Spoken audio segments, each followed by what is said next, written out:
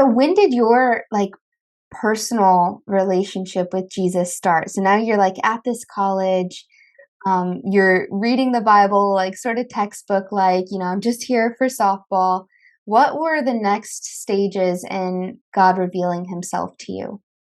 But I think it was after I came home and then was working at a coffee shop, and then like every person that I would see would just give me the same message. And I'm like, this Mm, is God. Like God is coincidence. right. Um, but really, I kept on dabbling in the new age because I thought to myself, if my heart is in the right place and I know Jesus is a real man and was the son of God, and I believe that God exists, like I accepted God, right? Like I didn't understand salvation yet. And I was also unwilling to, you know, change my life and throw away my sins.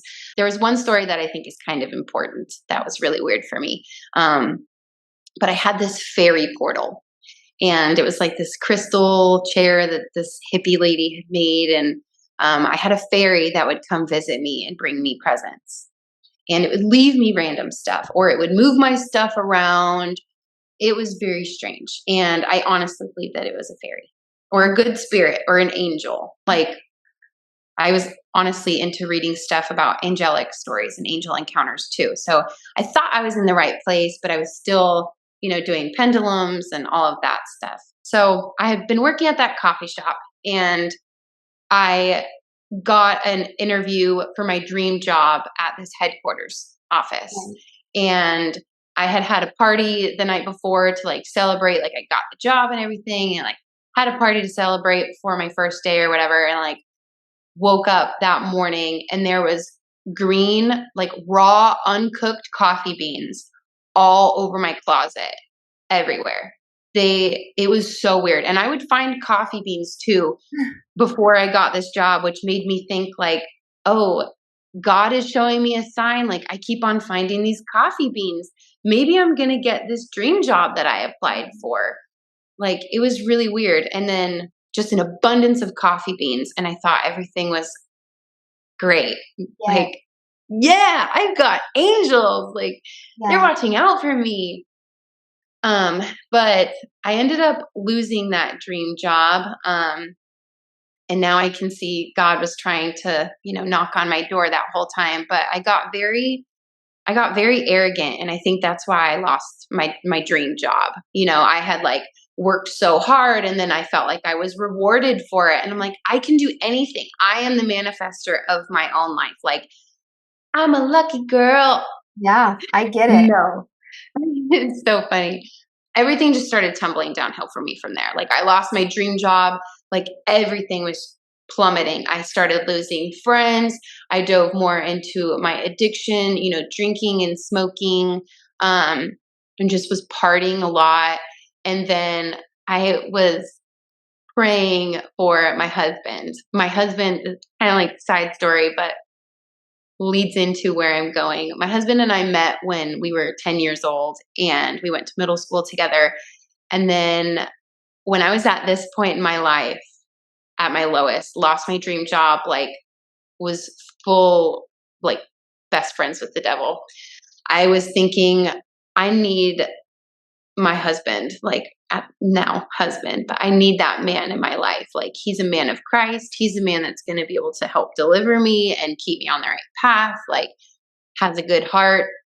And I spent a few months in that place and was working in a bar, getting home at like 3 or 4 in the morning, and was still partying, but praying at the same time, which is an interesting place to be. Like you're Yeah. praying and you're willfully sinning and you're at a low point.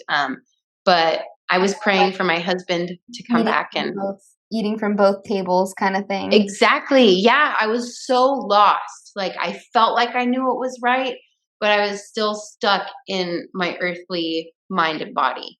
Yeah. And so a couple months of prayer and just, praying for God, like, please give me my dream job. Like, I will wait for you to bring me the opportunity that is right for me. I just want to have my calling. I want to, he knew that I just wanted to be married and like have a steady job and just, live a normal life. So my now at the time husband comes walking into my bar, and we instantly, clicked and got back together. We had dated on and off through the previous years, but I was like just into partying and was so lost that he was like that good, sweet guy that Yeah. And it you, was, when you were praying for your husband, you wanted him specifically, or you were just asking for God to bring a husband in general? yeah, I was asking for him specifically Okay. because he was that sweet guy in my life. He was always just like a sweet friend. And we were never like friends, Mhm. but I would always friend zone him. And then God just kept on bringing him up like he's the one who would never do that to you. Yeah. And so finally I was like, that's the guy I think I need to be with. And also, like I would run into him everywhere. Like I would see him driving on the street, like in walking in the street. Like I saw him walking to a wedding one time and I was going to dinner. Like just, we would run into each other so many random places, but I would be like so awkward. I'm like, I'm just gonna like not even.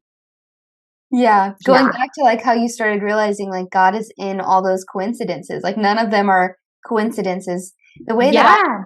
started to understand that too is, like, he gives us signs, and the only way to do that is if there's, like, some bit of synchronicity to it that feels like, if you're not a believer, to you, it's like, "Oh, that's a weird coincidence that this same thing or feeling or, instance keeps happening," but I 100% relate to God communicating with me in that way. And sometimes that's Yeah. because I'm so like dull to not get the message the first time. So he has to keep like showing me in different ways. And then that leads into the synchronicity until finally it's like, oh, I get it. And like you seeing your, Hmm. oh, wait, like maybe this guy is supposed to be the one. Totally, 100. That's exactly what happened. Like, why do you keep on making me run into this guy that I clearly don't want to date, God? Yeah. But he knew that we were going to get married. And yeah, which is really cool. So that's honestly when I lost my dream job and I was like on cloud nine, on top of my own world, like, and then I lost it and then had to call on God, like, I'm so lost. I have nothing, and then asking for that man to come back into my life specifically was really like a big moving thing for me. Like, whoa, like I literally asked for this. And Yeah. I didn't even have to ask for it for that long. But so my husband and I got together and he he and I hadn't talked in a couple of years and he said that he was going to be moving to Puerto Rico. And I was like, no way. Nice, God. Thanks for bringing this guy into my life and he's going to leave. Yeah. We spent like 2 weeks together before he left or was supposed to leave. And then he told me that he decided not to. And then he had nowhere to go. So he just moved in with me. Um, so we just like really jumped ship and we're still madly in love and so happily married and wouldn't change anything for the world. But he was the one that really showed me that even though I thought I was in this angelic, spiritual, new age place helping people, that it was really evil. And he was the one that told me that the devil is a liar and deceiving. And I was like, but Jesus is protecting me. Yeah. Like, I can't be touched. And he was like, no one is too good to be touched by the devil. Right. Like, and that just really got me. Like, it really made sense to me. Like, just, I don't know. Wow. Talk about a man that leads. That's amazing. Like the spiritual He's awesome. your household. That's so good. And like going back to like even like Job was a super righteous man and the devil, tempted him because he wanted to prove that, he could discourage him or make him lose faith in God. And Job, luckily it just strengthened his relationship with God in the end. But yeah, it's like your husband said, nobody is too good to be messed with by the devil. So then did that make you like take all of this stuff more seriously? Were you like, okay, like I need to be more obedient or like read the Bible or what were those next stages?